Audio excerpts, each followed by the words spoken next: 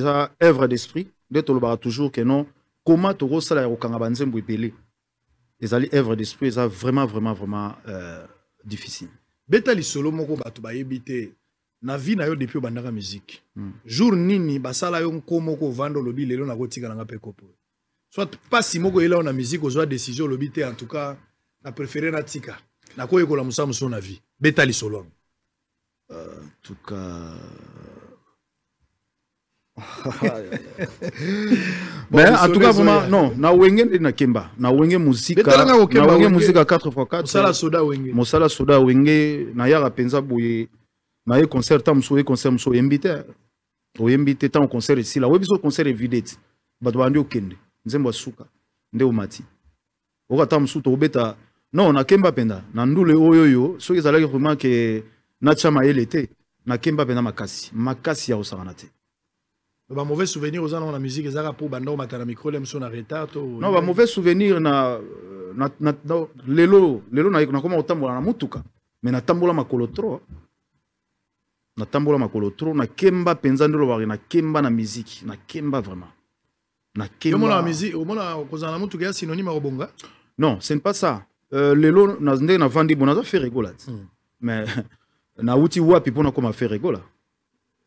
na uti wapi pona komba faire rigola na uti wapi na ba combat ba insulte ba attaque et lelo naza toujours mobali na vandi na plateau toujours solona na sango donc naza mobali na bundi parce que soki na besaki bras ne lelo tam so ba petit ba rodamete donc lelo so ba petit bazolia parce que naza mobali et nde na salina depuis 5 ans na vandi oyo tout ça boy mais na 5 ans oyo na zu ba insulte combien na zu ba attaque combien naza parmi ba musiciens oyoyo nazalaka combattu o na ebeliti na te naza parmi ba musiciens o aza combattu o na ebeliti na te na ebité pourquoi ba combatanga mais je suis là toujours et puis nazongeli bango avec force soit au saranate donc nous aboye mabe na ye mabe ya ko saranate so lobi bitumba na mutu faut assurer na nganga en tout cas vraiment place on na simbi eza makasi trop. C'est qu'on comprendre que kasi na komi na place na yo on comprend le lo na lobaki te na komi na place na ouais ba goloa na zana le roi ça veut dire le roi soleil wanga o pesi biso bilengi na dynastie hein muninga ya papa Hervé soleil wanga le roi ba biso yo na nzembo ya écriture chinoise afa ibanda lobaki oui les padres il faut que ça na pema ya chamor pona koyemba bwende boyemba les padres parce que ba goloa ba biso ngai bana besoin ya flèche et retour parce que o beta kiza aller bana posa ya match retour. Match retour eza na beso ba golo to ba motebele match retour eza na plan na ngai tozoyembela Iram choisi matata au combat ya cage aussi la te match retour ezali on est ensemble. Merci beaucoup Léo. Faire rigole asko aza vie na nganga na za fan ya musique ya Ferry on s'en prend na za fan ya musique africaine na tsaki biso bongo na concert na biso la fois passée a tsaki bible on a sauté sur na liambo na Ferry nazala sincère na liambo na Ferry mais batu ba kansani mamsu bakali ninga défendre Ferry gola parce que ba futa ka parce qu'il y a sa valeur a sa patrimoine ce que talent entourage ya fali bato tout ba défendre fali bazala na difficulté même ya ondima ba musicien mususu bien na Congo misala ga fali ata inos ba salima na magi toko makasa osakana te ba ondima ete ba concert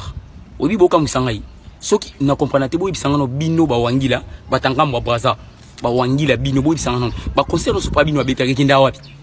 ah c'est ya mo melana ba concert makambo soni pena azwaka na concert na tonti ba artiste bebo po basani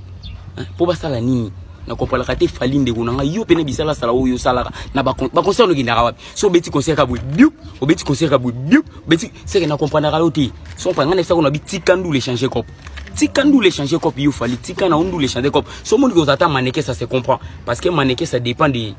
tolobité bango mo ba yebi so comprendre changer cop tikandou bandu les sala ko ba ba faire rigola ba inosbi ba gezma wete ba gali galver ba Koffi Olomide c'est que bango ne ba bongi na nduli yote changer cop tikisa cop ba warrior lelo bo mo be nga bo pesa nga réseau ke mamuna lo bana bino ke ba nyusu ba pena fali ba utaba Koffi ba infiltration bo bango be nga golwat problème na biso ba warrior to lingo kotsa ba golwa na mamuna biso ya na bisa bino ko orchestre comme mabe bango nyusu bana ba bato Koffi siko grâce temo yo wana mardi ba mona ke na poto kuna hotel a Koffi asenga mbonga futa chambre vraiment tala niveau vraiment lelo herbo moni fali moka komi ke non kata bango tina 100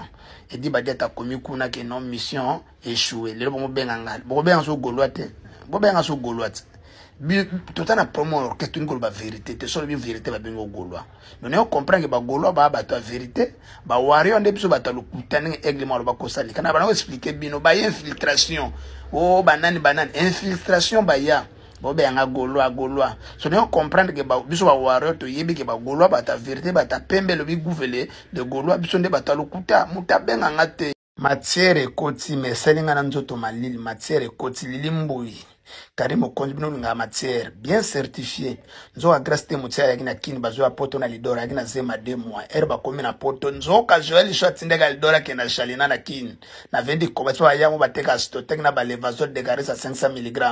ba komi na poto ba pesa grâce te ma boy Joel shot bondeli abono mona grâce te ma kima ka ken hotel mususi susine ka bota na aigle entre temps ba bengi maniki mta solo na petite na bien maniki abondeli grâce a boy kaka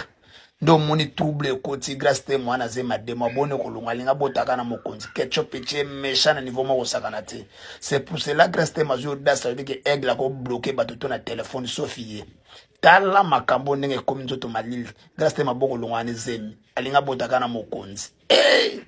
makambo za mabe na zo sabino donc bien certifié ba caméra ya partout ekezongi sikoyo o fera sala kezaki onera wengete est-ce que na makambo fera o sala aza taba ya retourner ke na maison mère babeta ko gogo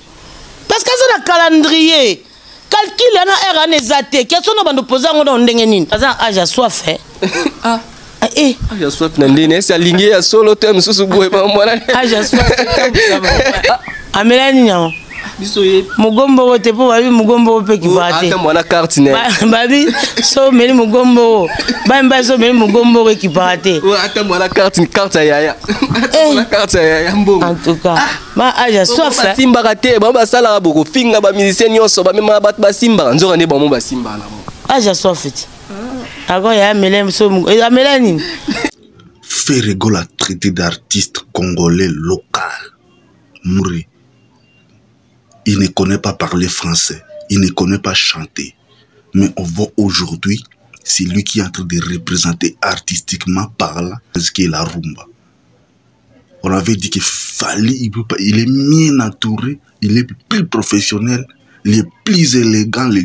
tous les beaux mots c'est Fally Ipupa. Mais on voit aujourd'hui, c'est lui le premier artiste congolais à amener les gens qui insultent les gens à France, en Europe. Et après cela, ça continue toujours. Il a commencé à coucher avec ces chroniqueurs-là qui sont en train de citer les anciens de la musique congolaise. Hein? Qu'ils se matent midi soir. Et on comprend et on reconnaît aujourd'hui que Fally Ipupa, c'est un faux chanteur, c'est un monsieur qui a basé sa vie, sa carrière sur les mensonges. Et ce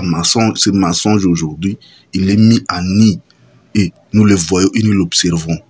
Félicitations à tous les Gaulois, les gladiateurs. On est en train de défendre Ferrego la matin, midi, soir, au détriment d'un fou joyeux Fally Ipupa, un pornographe, un pédoporno. Donc, Popol Mopassoula, ex-journaliste, converti en couverture de libido. Aigle alia makaebo à la couronne. Ayoki ba mungwa elobi na junior anta mamami allez achena batemu ba misapi troisième doigt elobi na faire troisième doigt mais nini ke bima sika meke bima musapi ya Popol Mopassoula tala niveau et kobwe ke zone est victime Aigle alia ka ba makaebo à la couronne yoka ba mungwa Popol abeta neka fo neuf. Donc orchestre na biso ba waro boy ba ke victime longwe comme viki paka juma. Et kobo ke zongi kuna do misapi zo kota brutal. Donc grâce elenge wa pa toi musique sili et comme il ba actualité misapi. Ferrego l'a traité d'artiste congolais local. Mouri. Il ne connaît pas parler français, il ne connaît pas chanter. Mais on voit aujourd'hui, c'est lui qui est en train de représenter artistiquement parlant ce qui est la rumba. On avait dit qu'il fallait, il est mieux entouré, il est plus professionnel, il est plus élégant, tous les beaux mots, c'est Fally Ipupa. Mais on voit aujourd'hui, c'est lui le premier artiste congolais à amener les gens qui insultent les gens à France, en Europe. Et après cela, ça continue toujours. Il a commencé à coucher avec ces chroniqueurs-là qui sont en train de citer les anciens de la musique congolaise. Hein? Qu'ils se matent midi soir. Et on comprend et on reconnaît aujourd'hui que Fally Ipupa, c'est un faux chanteur, c'est un monsieur qui a basé sa vie, sa carrière sur les mensonges. Et ce mensonge aujourd'hui, il est mis à nu.